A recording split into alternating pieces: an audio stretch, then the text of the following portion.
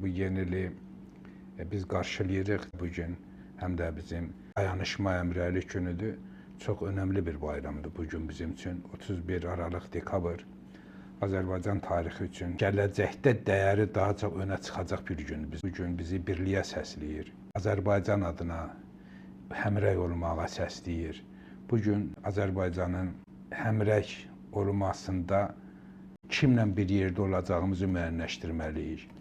Həmrəylik hər kəsinlə həmrəylik deyil. Həmrəylik Azərbaycan dövləti adına, Azərbaycan adına, Azərbaycan xalqı adına bir yumruq olan insanların düşüncəsinin həmrəyliyidir.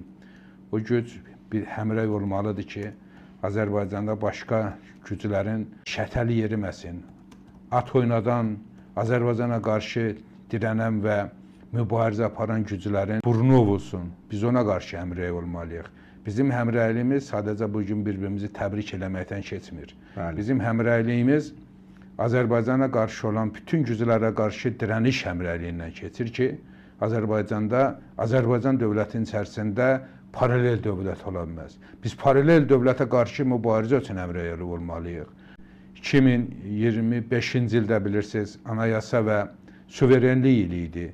Biz anayasamıza, suverenliyimizə qarşı Azərbaycanın mərkəzində, Bakı şəhərində, Azərbaycan siyasətin təpəsində uzun illərdir davam edən terrorçu dövlətin çıxartdığı oyunların və anayasamıza qarşı qəsd planının ifşası ili kimi dəyərləndirdik və 2026-cı ildə biz bunu tam mənada olmasa da böyük mənada başa çatdırmalıyıq. Bu güclərin bütün qurum və quruluşları Adan Zəyə qədər deşifr olunub, böyük bir mənada zərbə almalıdırlar.